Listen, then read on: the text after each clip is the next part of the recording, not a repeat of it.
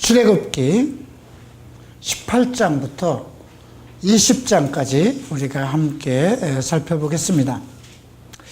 우리가 17장 14절 15절에서는 모세가 제단을 쌓고 그 이름을 여호와 니시라 하고 승리의 깃발이란 뜻이죠. 승리의 깃발이 어떤 의미를 가지고 있을까요? 우리가 무조건 주여 하고 하나님 앞에 깃발을 든다고, 내 손을 든다고 승리가 오는 것은 아니죠. 이것이 왜 필요했을까 생각해 봐야 돼요. 출애굽을 하면서 계속 불평불만이 있었어요. 그죠? 먹을 것이 없으면 먹을 것이 없다. 물이 없으면 물이 없다. 계속 불평불만이에요. 계속 뭐를 생각하면서 불평했을까요? 우리 애굽에서 잘 살았잖아. 노예면 어때? 좀 힘들면 어때? 그냥 잘 먹고 살았잖아. 고기 먹고 싶을 때 고기 먹고 밥 먹고 싶을 때 밥 먹었는데 이 더운 그 광야길 아무것도 없는 곳에 우리를 데려다 지금 무슨 이 개고생이야. 이런 불평을 계속 모세 앞에 세웁니다. 근데 모세가 그런 얘기를 하죠. 우리가 너희에게 무엇이냐 이런 얘기까지 합니다. 우리가 누구냐? 너희의 원망은 우리를 향함이 아니고 하나님을 향한 것이 아니냐. 이미 애굽에서 그 애굽에 내린 10가지의 재앙, 또 모세의 지팡이가 움직일 때마다 나타나는 많은 이적들을 이미 다 보았어요. 그죠? 그리고 그 애굽의 장자들을 치실 때 그 유월절 명령을, 유월절 어린 양의 피를 바른 그 명령을 따른 집은 하나도 장자들이 그 죽임을 안 당했어요. 하나님이 말씀하신 대로 그대로, 또 모세를 통해서 말씀하신 대로 그대로 된 것을 알고도 광야에 나와서도 모세를 통해서 하나님이 정말 홍해를 가르고 그 마른 땅을 지나게 한 그 모든 것을 다 알고 있어요. 그럼에도 불구하고 불과 며칠 안 돼서 바로 어떤 환경이 달라지고 배고프고 목마르면 불평불만입니다. 하나님은 어땠을까요? 근데 모세는 그걸 못 참기도 했죠. 그죠? 나중에 그래서 모세가 정말 반석을 2번 내려치는 걸로 인해서 옷을 벗김을 당하고 맙니다. 그래서 이 여호와의 니시라는 이것은 특별한 의미가 있어요. 이스라엘 백성이 그 아말렉으로 인해서 계속 그 출애굽하는 동안에 계속 고통을 받아왔어요. 그것도 후미, 가장 노인들과 연약한 사람들, 병든 자들, 어린아이들 뒤로 처질 수밖에 없잖아요. 그래서 뒤를 와서 공격하는 거예요. 쉽게 얘기하면 우리 발목을 잡고 있는 거예요. 우리 지금 현재 오늘날 우리를 살아가고 있는 우리에게 내 발목을 잡고 있는 게 무엇일까? 나는 분명히 하나님의 나라 천국에 들어가겠다는 그 말씀을 이미 계시로 받은 사람들이에요. 그럼에도 불구하고 계속 내 발목이 잡히고 있어요. 근데 그 발목이 세상 사람에 의해서 잡히는 것이 아니고 나의 육신적인 욕망, 그죠? 육신적인 욕정, 이거에 사로잡혀요. 돈과 어떤 자기의 욕정에 사로잡혀서. 그래서 계속 실족하고 넘어져요.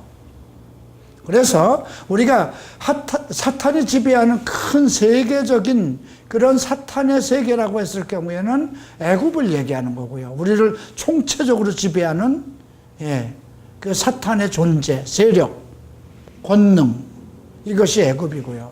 나 개인적으로 봤을 때 내 육체의 속성을 붙잡고 나를 놓아주지 않으려고 하는 것은 아말렉이에요. 그래서 우리가 그 아말렉을 또 어떤 애굽의 세상에서 이길 수 있는 방법은 무엇일까요? 하나님의 율례와 율법을 지키는 것입니다. 명령을 지키는 것. 그러면 애굽에 내린 질병 하나를 너희한테도 내리지 않겠다. 나는 치유하는 하나님이라고 그랬어요.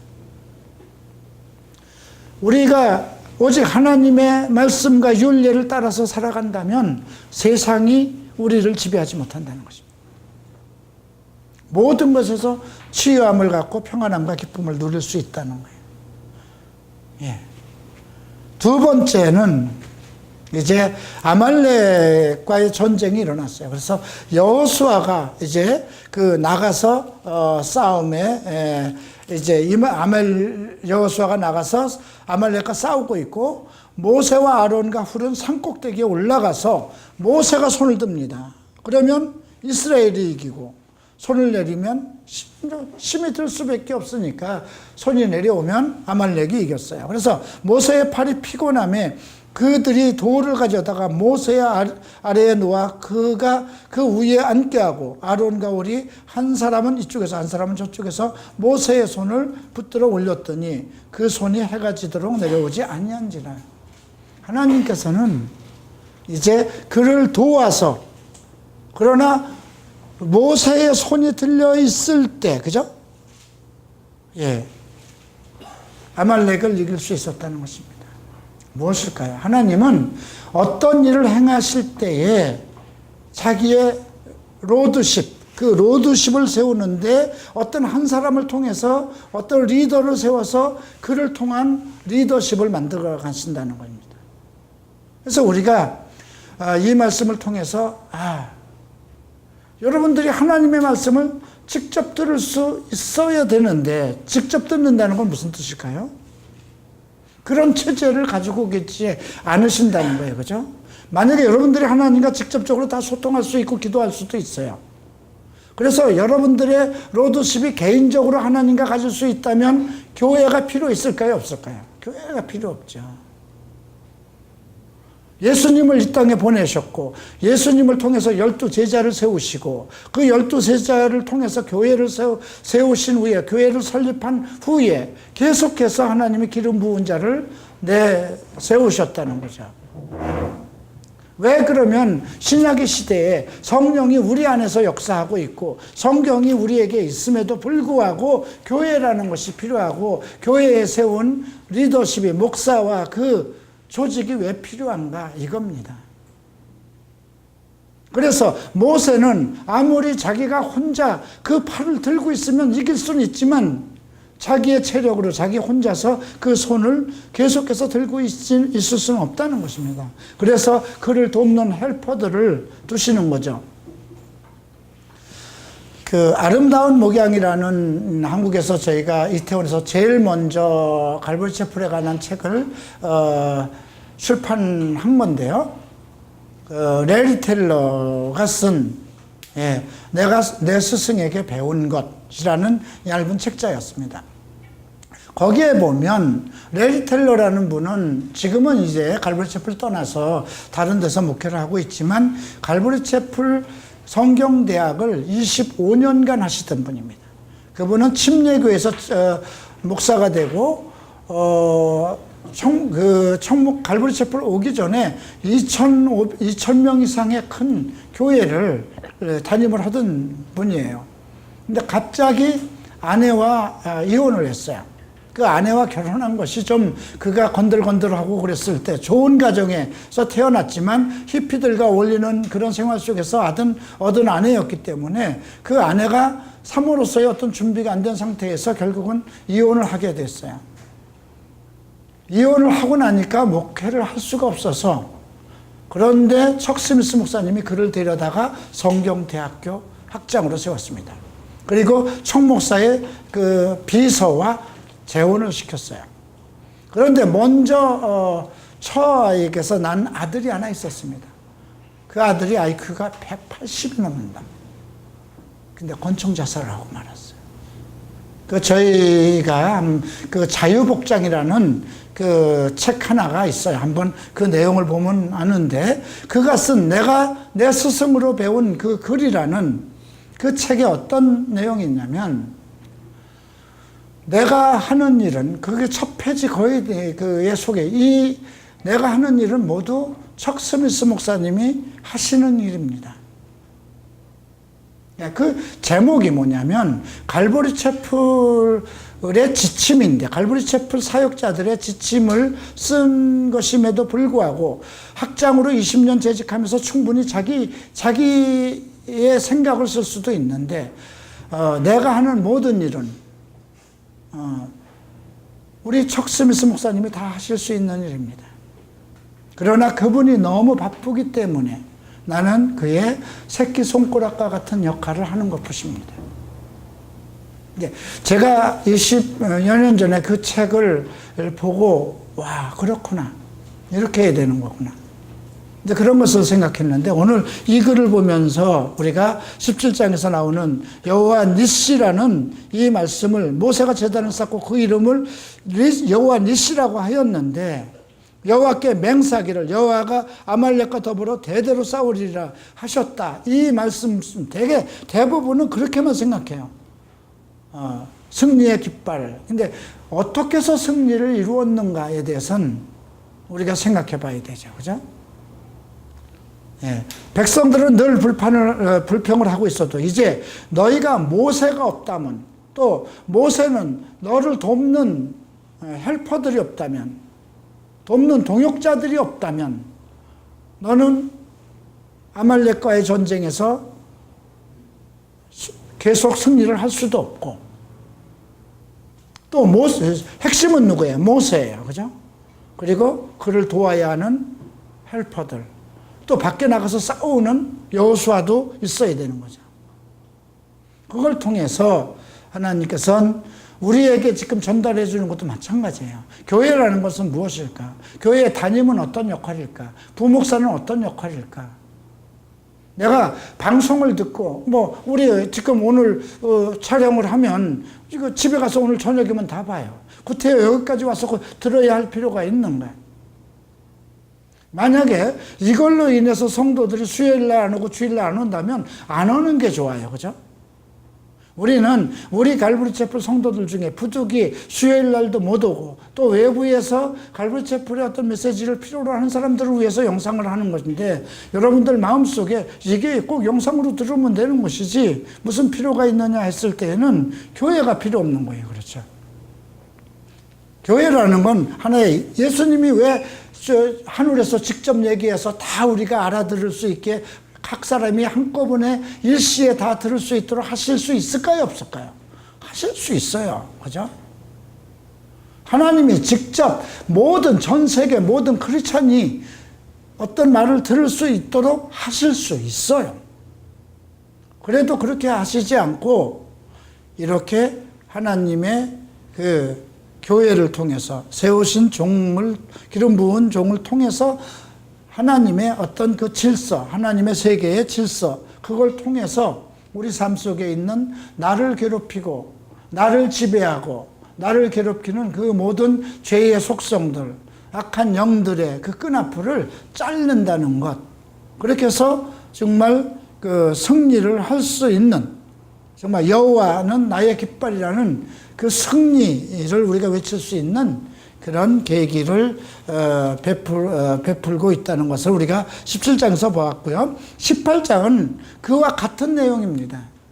예, 이제 그 장인과 그의 그 딸, 즉 모세의 첫 번째 광야에서 얻은 그 아내 십보라가 있었죠. 그리고 두 아들, 하나는 게르솜이고요, 하나는 누군가? 엘리에셀이네요. 이 두 아들을 데리고 왔어요. 예. 자, 그리고 이제 어떤 일이 일어나는가 보십시다. 이제 8절부터 보시겠습니다. 모세가 여호와께서 이스라엘을 위하여 바로와 애굽 사람에게 행하신 모든 일과 길에서 그들이 당한 모든 고난과 여호와께서 그들을 구원하신 일을 다 장인하게 말하며, 이드로가 여호와께서 이스라엘에게 큰 구원 은혜를 베푸시사 애굽 사람의 손에서 구원하심을 기뻐하여 이드로가 이르되 여호와를 찬송하리로다. 너희를 애굽 사람의 손에서와 바로의 손에서 건져내시고 백성을 애굽 사람의 손 아래서 건지셨도다. 이제 알았도다. 여호와는 모든 신보다 크심으로 이스라엘에게 교만하게 행하는 그들을 이기셨도다 하고, 모세의 장인 이드로가 번제물과 희생제물들을 함께 가져오매 아론과 이스라엘 모든 장로가 와서 모세의 장인과 함께 여호와 앞에 떡을 먹으니라. 자, 원래 이드로는 그 이방 세계의 사람으로 제사장이에요. 그렇죠? 다른 종교에서 일로 넘어올 수 없는 거예요. 천주교 신부가 목사가 된 것과 같은 그런 쉽지 않은 거예요. 그럼에도 불구하고 이제 정말 이스라엘 백성, 모세를 통해서 이스라엘 백성에게 행한 모든 하나님의 이적과 기적을 보고 하나님을 칭송하고 찬송하는 내용이고 그대로 그 하나님을 받아들이는 그런 내용이죠. 자, 그리고 이제 어떤 일이 생겼냐면 이제 백성들 앞에 모든 백성들이 계속 문제를 가지고 나옵니다. 인생 이 땅에 살아가고 있는 동안 먹을 것, 입을 것 그런 걱정도 있겠지만 다른 걱정도 많을 거잖아요. 그죠? 부부 싸움도 있을 거예요. 그죠? 또 부모와의 문제도 있을 거예요. 아이의 문제도 있을 거예요. 그죠? 그러니까 그 한 350만 이상 되는 그 사람들 속에서 계속 문제가 있는데 그 문제를 이제 하나님께서 모세를 통해서 이제 하나님께서 모든 것을 해결하시겠구나. 이것을 그 백성들이 알고 나서 이제 모세에게 모이는 겁니다. 그러면 아침부터 저녁까지 지치는 것이죠. 근데 가만히 보니까 이들어가 보니까 이게 아니거든요. 어떻게 저 혼자서 저렇게 일을 하는가. 이제 그렇게 해서 이제 14절 하반을 보면 어찌하여 내가 홀로 앉아있고 백성은 아침부터 저녁까지 내 곁에 있느냐. 그랬더니 15절에서 모세가 그 장인에게 대답하되 백성이 하나님께 물으러 내게 오미라. 그들이 일이 있으면 내게로 오나니 내가 그 양쪽을 재판하여 하나님의 율례와 법도를 알게 하나이다. 자, 서로 다툼이 소송도 있을 수 있어요. 그죠? 그러니까 이드로가 옳지 않다 이렇게 얘기하죠. 18절 봅니다. 너와 또 너와 함께한 이 백성이 필경 기력이 쇠하리니 이 일이 내게 너무 중함이라. 내가 혼자 알 수 없느니라. 내가 내 말을 들으라. 내가 내게 방침을 가리키리니 하나님이 너와 함께 계실지로다. 너는 하나님 앞에서 그 백성을 위하여 그 사건들을 하나님께 가져오며 그들에게 율례와 법도를 가르쳐 마땅히 갈 길과 할 일을 그들에게 보이고 너는 또 온 백성 가운데 능력 있는 사람들 곧 하나님을 두려워하며 진실하며 불의한 이익을 미워하는 자를 살펴서 백성 위에 세워 천부장과 백부장과 50부장과 10부장을 삼아 그들이 때를 따라 백성을 재판하게 하라. 큰 일은 모두 내게 가져갈 것이요 작은 일은 모두 그들이 스스로 재판할 것이니 그리하면 그들이 너와 함께 담당할 것인즉 일이 내게 쉬우리라. 자, 이건 이방인이 얘기한 거예요. 그죠?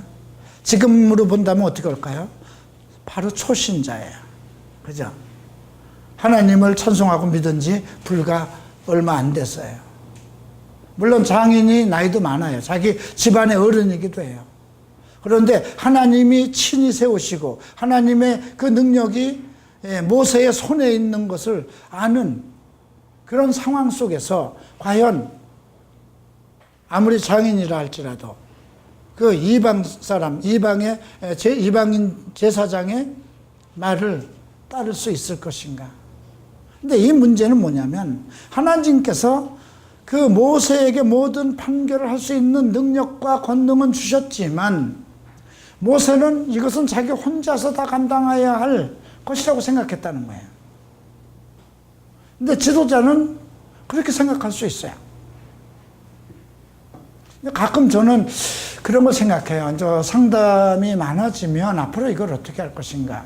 누가 충분히 상담할 수 있을 것인가. 근데 지금 내 입장에서 생각했을 때 자꾸 그런 생각이 들죠. 이 문제는 아무래도 다른 사람보다 물론 내가 더 많이 알 것이다. 물론 그래요. 그죠? 내가 더 많이 알 수 있어요. 우리 교회의 어떤 상황을 봐서 찾아오는 모든 상담은 내가 그래도 다른 사람들보다 많이 알 수 있어요. 그리고 또 그 사람들도 나를 통해서 상담을 받기를 원해요. 아직은 그래요. 그죠? 그러나 이것을 내가 감당할 수 없을 때는 어떻게 할 것인가. 이제 그런 고민도 이제 빠져요. 만약에 하루에 하루에 뭐 일주일에만 4-5명 정도, 3-4명 오는 건 내가 다 감당해요. 그죠? 기껏해야 뭐 일주일에 한 3명, 4명, 아니면 2명, 뭐 그 정도니까. 그런데 만약에 이게 매일 하루에 2-3명씩 있고, 예배도 해야 되고, 나가서 여러 가지 행사에 참여도 하고, 강의도 나가고 해야 된다면 정말 바쁜 거예요. 그렇죠? 이제 이랬을 때는 어떻게 할 것인가. 이제 그런 고민도 해요. 근데 중요한 것은, 이스라엘 백성이고, 내가 지도자고 하나님이 나를 세우셨으니까, 이들은 이방인들의 어떤, 이방인들이 말하는 그 방침대로, 그 법도대로 해서는 안 된다는 생각을 가질 수 있어요. 그죠?